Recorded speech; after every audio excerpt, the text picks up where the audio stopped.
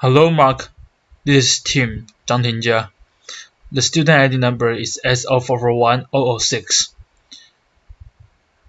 And now I major in English department. Now I'm gonna do the TED Talk recording. The title is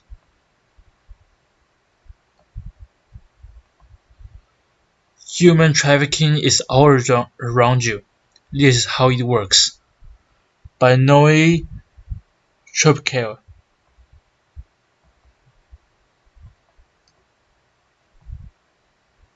About 10 years ago, I went through a little bit of a hard time, so I decided to go see a therapist. I had been seeing her for a few months. When she looked at me one day and said, "Who actually raised you until you were 3?" Seemed like a weird question. I said, "My parents." And she said, "I don't think that's actually the case, because if you were, we'd be dealing with things that are far more complicated than just this." It sounded like the setup to a joke, but I knew she was serious, because when I first started seeing her, I was trying to be the funniest person in the room, and I would try and crack these jokes. But she caught on to me really quickly, and whenever I tried to make a joke, she would look at me and say, "That is actually really sad." Laughter. It's terrible. So I knew I had to be serious and asked my parents who had actually raised me until I was 3. And to my surprise, they said my primary caregiver had been a distant relative of the family, and I called her my auntie. I remember my auntie so clearly. It felt like she had been part of my life when I was much older. I remember the thick, straight hair, and how it would come around me like a curtain when she bent to pick me up. Her soft, southern Thai accent, the way I would cling to her, even if she just wanted to go to the bathroom or to get something to eat. I loved her, because with the ferocity that a child has sometimes before she understands that love also requires letting go. But my clearest and sharpest memory of my auntie is also one of my first memories of life at all. I remember her being beaten and stabbed by another member of my family. I remember screaming hysterically and wanting it to stop. And I did every single time it happened, for things as minor as wanting to go out with her friends, or being a little late. I became so hysterical over her treatment that eventually she was just beaten behind closed doors. Things got so bad for her that eventually she ran away. As an adult, I learned later that she had been just 19 when she was brought over from Thailand to the States to care for me on a tourist visa. She wound up working in Illinois for a time, before eventually returning to Thailand, which is where I ran into her again, at a particular rally in Bangkok. I clung to her again, and I had when I was a child, and I let go, and I promised that I would call. I never did, though, because I was afraid if I said everything that she meant to me, that I owned perhaps the best parts of who I became to her care. And then the words, "I'm sorry," were like a thimble to bail out all the guilt and shame and rage I felt over everything she had endured to care for me for as long as she had. I thought if I said those words to her, I would never stop crying again. because she had saved me, and I had not saved her.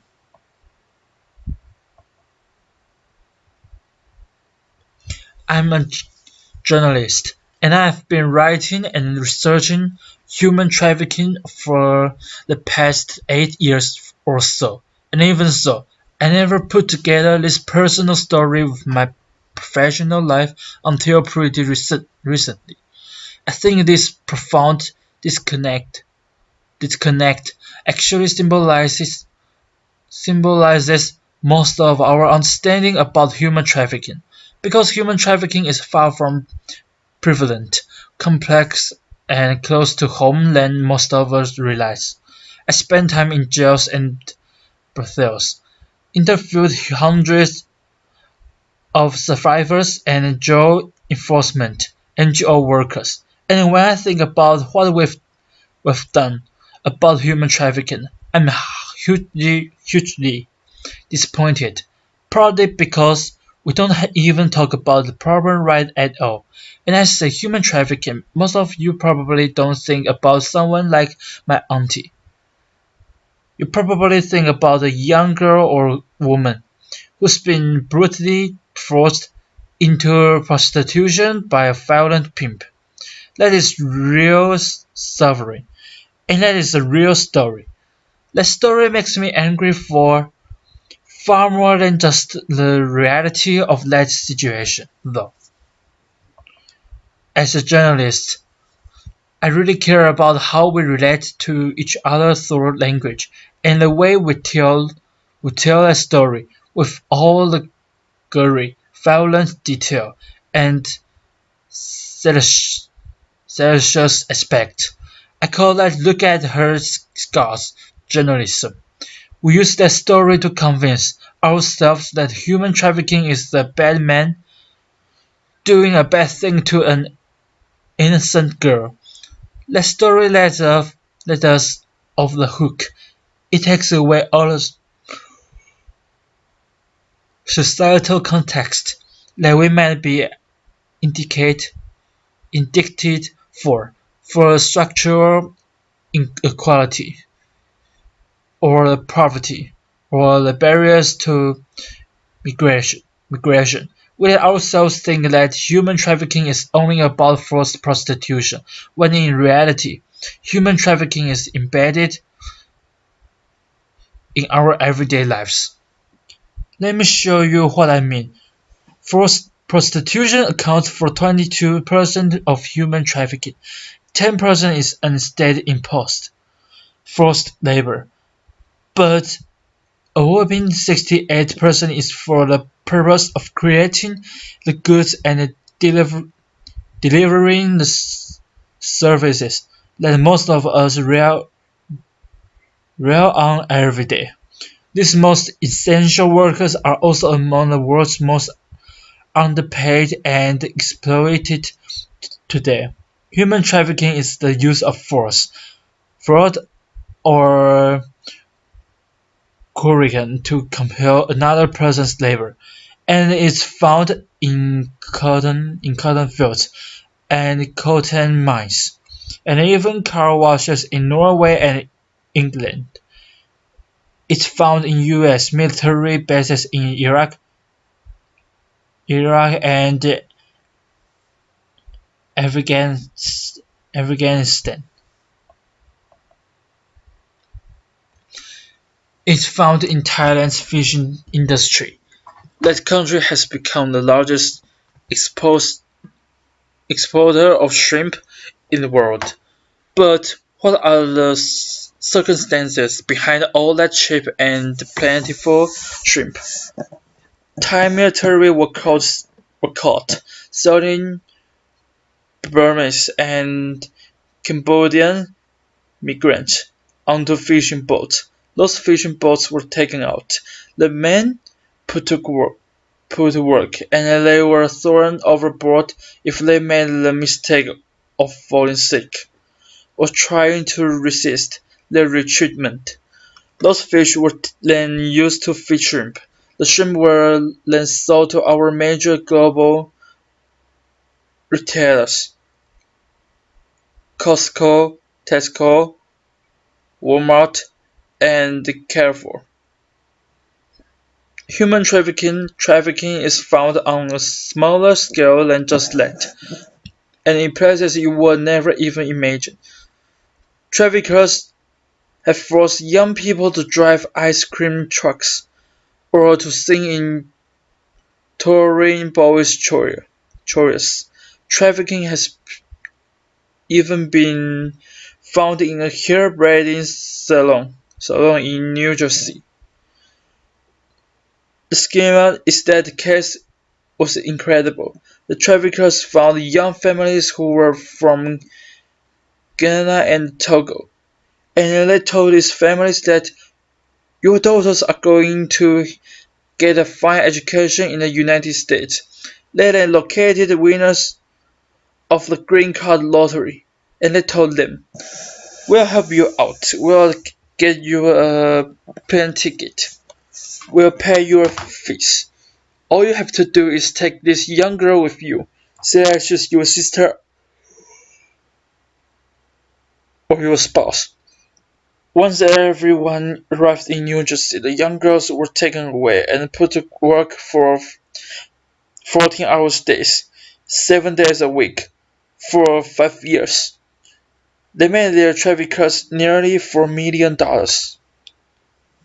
This is a huge problem.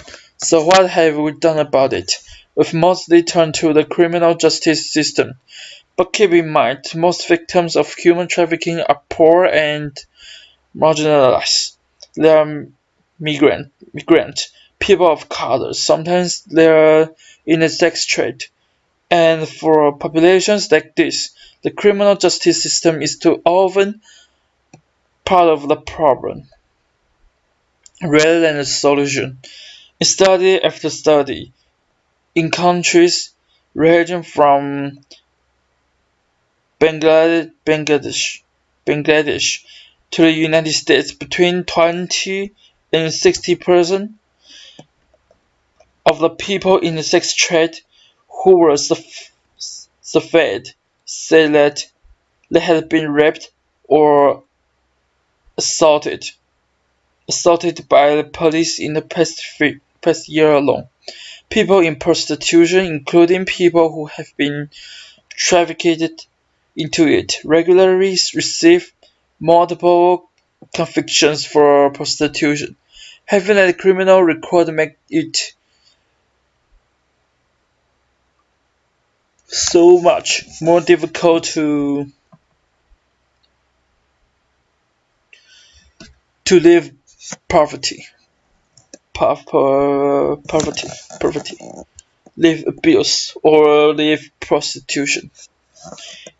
If that person so desires, workers outside of the sex sector, if they try and resist their treatment, they risk deportation. In case after course I've studied, employers have no problem calling on law enforcement to try and threaten or deport their striking trafficked workers. If those workers run away, they risk becoming part of the great mass of undocumented workers who are also subject to the whims of law enforcement if they are caught. Law enforcement is supposed to identify victims and prosecute traffickers. But out of an estimated 21 million victims of human trafficking in the world, they have helped and identified fewer than 50,000 people. That's like comparing the population of the world to the population of Los Angeles.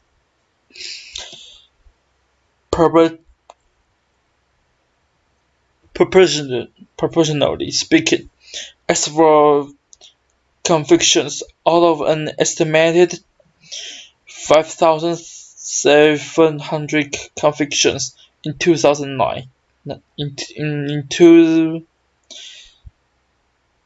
2013, fewer than 500 were for labor trafficking. Keep in mind that labor trafficking accounts for 68% of all trafficking. but fewer than 10% of the convictions. I've heard one expert say that trafficking happens where needs misread. I'd like to add one more element to that. Trafficking happens in sectors where workers are excluded from protections and denied the right to organize. Trafficking doesn't happen in a vacuum.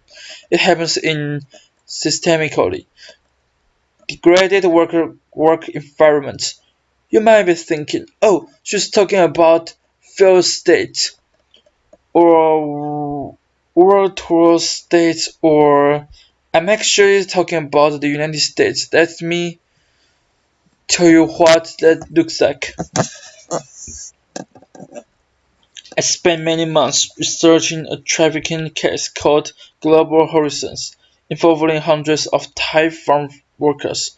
They were sent all over the state to work in Hawaii principal elements and Washington apple orchards, and anywhere the work has needed.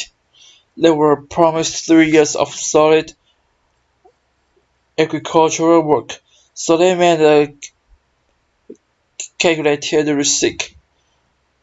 They could they sold their land, they sold their wives' jewelry to make thousands in recruitment fees for this company, Global Horizons. But once they were brought over, the passports were confiscated. Some of the men were beaten and held at gunpoint. The workers so hard they fainted in the field. This case hit me so hard.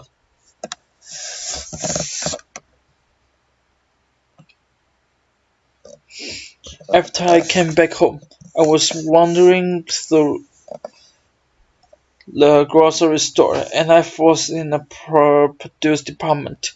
I was remembering over the 5 meals and Global Horizons survivors would make for me every it's so hard. And I was in the produce department. I was remembering the over the top meals the Global Horizons survivors would make for me every time I showed up to interview them. They finished one meal with this plate of perfect long-stemmed strawberries, and as they handed them to me, they said, "Aren't these the kind of the strawberries you eat with somebody special in the States? And don't let us too much. So much better when you know the people whose hands picked them for you."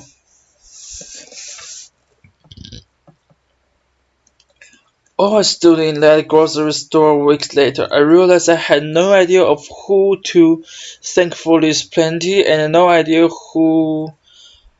how they were being treated. So, like the journalist I am, I started digging into the agricultural sector, and I found there's too many fields and too few labor inspectors. I found multiple layers of possible deniability between growers and distributors and processor, and God knows who else.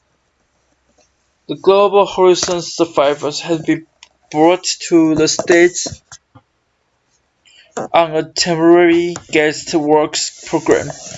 The guest work program ties a person's legal status to his or her employer and denies that work the right to organize. Mind you, none of what I'm describing about this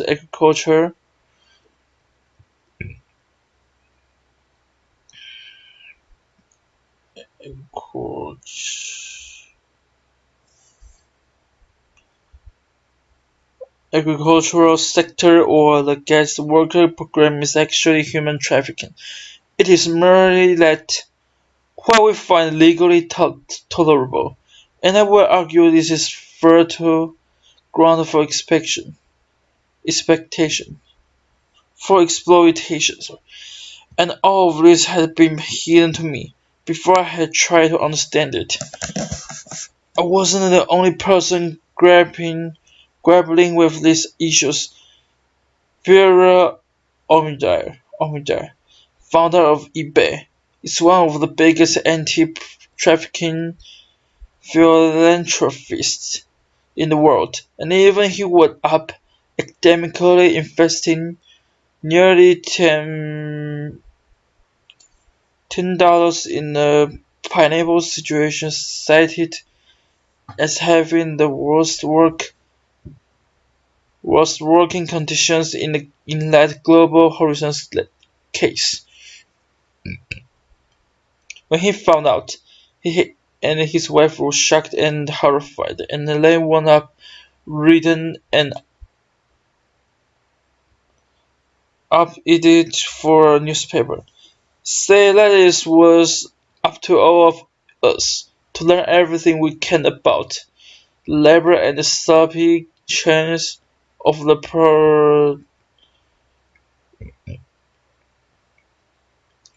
products that we support. I totally agree.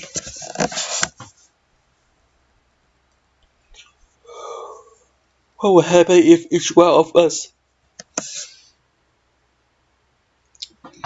decided that we are no longer going to support companies if they don't eliminate exploitation from their labor and supply chains? If we demanded low coding for the same, if all CEOs out there decided that they were going to go through the business and said no more, if we ended recruitment fees for migrant workers, if we decided that the guest workers should have the right to organize without fear of retaliation, this would be decisions heard around the world. This isn't a matter of buying a fair trade pitch and calling it a day, buying a guilt-free zone with your money. That's not how it works. This is the decision to change a system that is broken, and that we have unwitting, but we allowed ourselves to profit from and benefit from our too long. We often deal on human trafficking survivors, victimization, but that is not my experience of them. Over all the years that I have been talking to them, they have told me that we are more than our worst days. Each one of us is more than what we have lived through, especially trafficking survivors. These people were the most resourceful and resilient and responsible in their communities. They were the people that you would take a gamble on. You said, I'm going to sell my rings because I have the chance to change you off to a better future. They were the emissaries of hope. These survivors don't need saving, they need solidarity. solidarity, because they are behind some of the most exciting social justice movements out through today. The nannies and the housekeepers who marched with their families and the employers' families. Their activism got us an international treaty on domestic workers' rights. Nepali women women trafficked into the sex trade. They came together and they decided that they were going to make the world's first anti-trafficking organization, actually headed and run by trafficking survivors themselves. These Indian superior workers were trafficked to do post-Hurricane Katrina reconstruction. They were threatened with deportation, but they broke out of the work compound and they marched in New Orleans to Washington D.C. to protest labor exploitation. They confounded an organization called the National Guest Worker Alliance. As though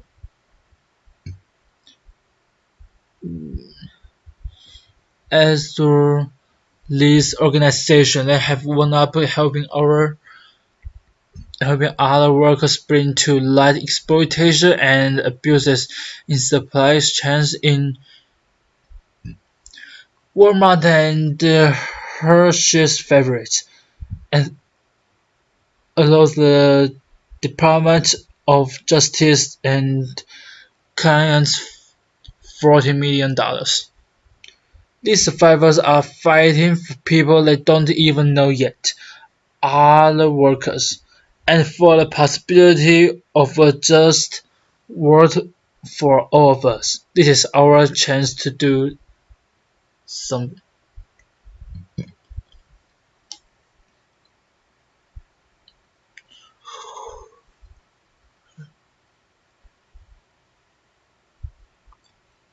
This is our chance to do the same. This is our chance to make the decision that tells us who we are as a people and as a society. That our prosperity is no longer prosperity, as long as it is pain to other people's pain. That our lives are inextricable inextricably we woven together, and that we had the power to make a different choice. I was so reluctant to share my story of my auntie with you because I started this TED process and climbed up on this stage. I had told literally a handful of people about it because, like many a journalist, I'm far from interested in learning about your stories than sharing much, if anything, about my own. I also haven't done my journalistic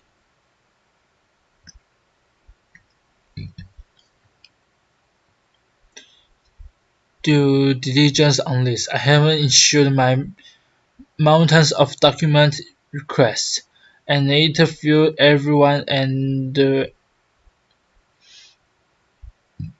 their mother.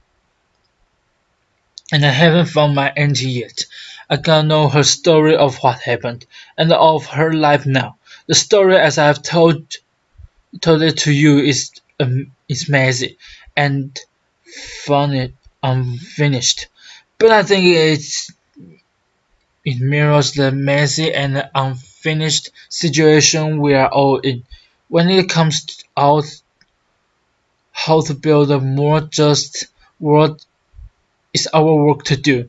and our story to tell. So let us tell it the way we want, the way we should have done from the very beginning. Let us tell this story together.